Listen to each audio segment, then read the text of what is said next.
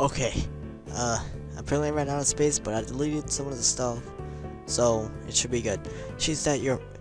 Before I was interrupted, I was reading. She's that friend of yours. Rin has turned her gaze towards the clouds drifting above the school.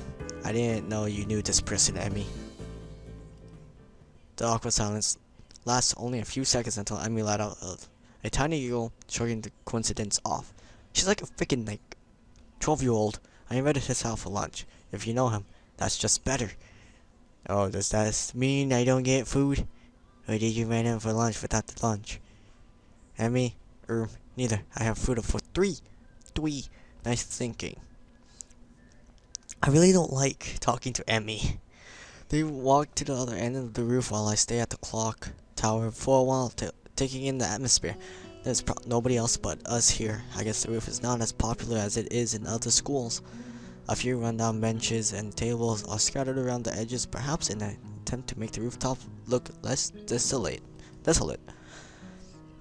small pebbles covering the roof rattle beneath our feet. Well, not Emmy. She doesn't have feet. She has the metal.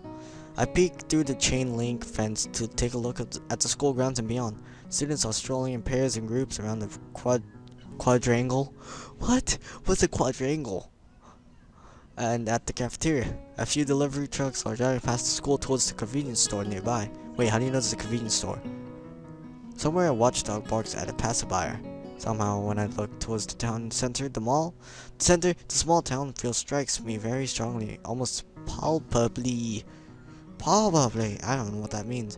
The hectic lifestyle of big metropolises seems so far away and foreign here. Nobody has to run to catch a bus like their life depended on it, or get their senses overloaded by the neon lights and traffic jams. I hate that. I feel surprisingly optimistic about this new life of mine, looking at my new hometown, even if it's going to be mine for only one short year. Finding out about my illness, and having to move away from home all came so suddenly, I haven't had time to think how I feel about it. No, Hisao, it's fine. You have time. When I step out of the shadow of the clock tower to the open, I feel warm touching my back. The sun shines from a perfectly clear cerulean sky. A cool breeze sweeping over this rooftop makes me shiver, but only briefly. The wind carries the scent of trees and flowers, not smog and car exhaust like it used to just a few weeks ago. Emmy settles on a bench with Ren in tow and produces in one big and two small boxes from her bag. Come on, Hisao, what are you waiting for? She's beckoning me to join them, making room on the already small bench. Oh god. Unamused. I see myself on the corner of the bench to take a little space as possible. It's pretty cramped, but somehow all three of us fit on it. Impressive view. Emmy suppresses a giggle and places a lunchbox in front of her and hands another lunchbox to me. How many lunchboxes does she have? Here you go, lunch as promised. Homemade no less. I'm impressed. Wow, this looks really good. Thanks, I make give myself when I can. Sorry. Conversation dies off as I set about the business of feeding myself.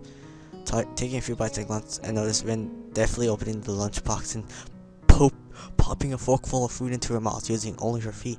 Even though I've seen it before, I can't help but be impressed at her dexterity. It's also a reminder of the sort of place I am in right now. Will I ever get used to the sights such as this? Maybe. Will you not? I don't know. Maybe you'll be like, oh hey, freaking ask someone out and be like, I have a disability and you have a disability. We have in common, and boom, babies. That's how babies are born. I can't decide if getting used to such a thing would be a good thing or a bad thing either. Does getting used to this place mean that I've giving up on being a normal person? No! Dude! Sal, why are you so depressed about your freaking disability? Or does it just mean that I'm becoming more understanding about those? Yes, that second choice.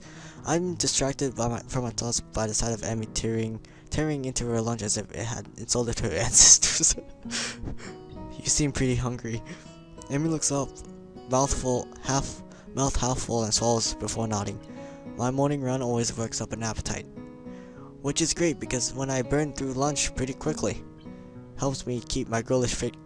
Okay, I'm done talking with you. What would happen if you lose it? Would you become a man? No. Don't bring up the penis joke.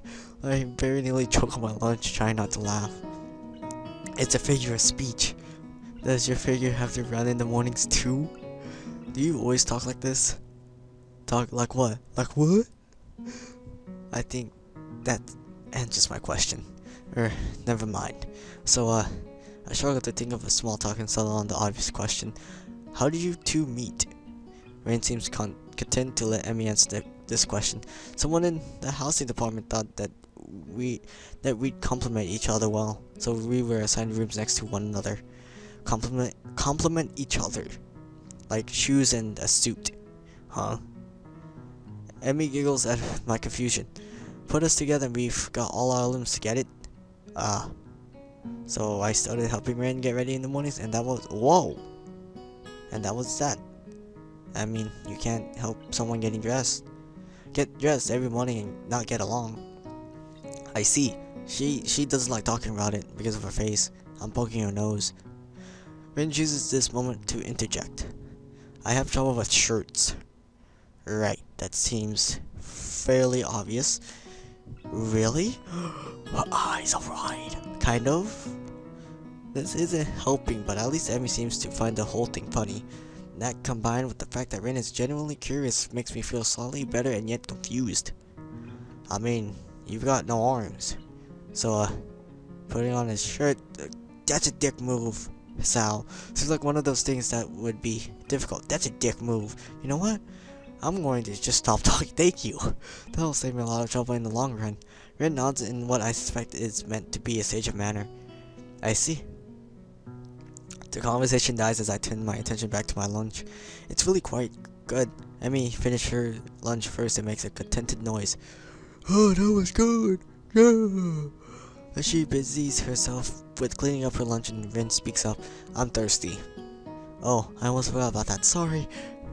With a flourish, she reaches into her bag and removes a trio of juice boxes. She tosses me one that appears to be cranberry juice, one to Rin that appears to be some kind of strawberry milk, completely with pink color scheme, and keeps an equally pink box of some kind of fruit punch for herself. Rin dexterously stabs her straw through the top of her box and begins to drink. That's weird. I'm once again impressed by how flexible she is, but this time I keep my comment to myself. Somehow I don't think either Emmy or Rin are the sorts of people to think twice about the way they work around their particular disabilities. I'm gonna drink some water.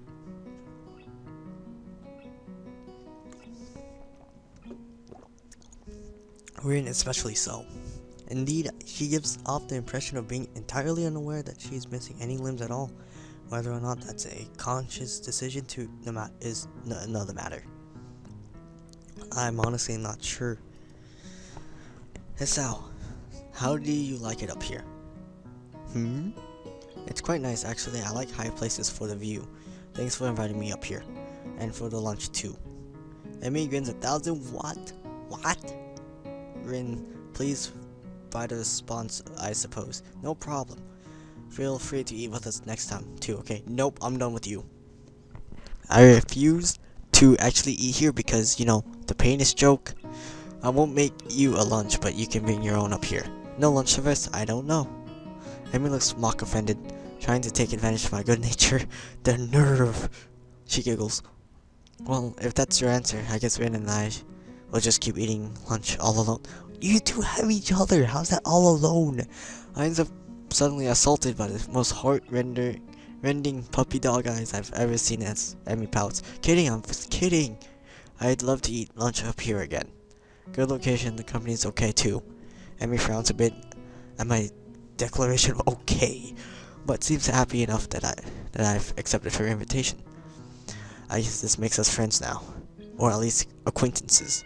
The lunch bell rings, signaling a return downstairs. Ren, you didn't finish your lunch again.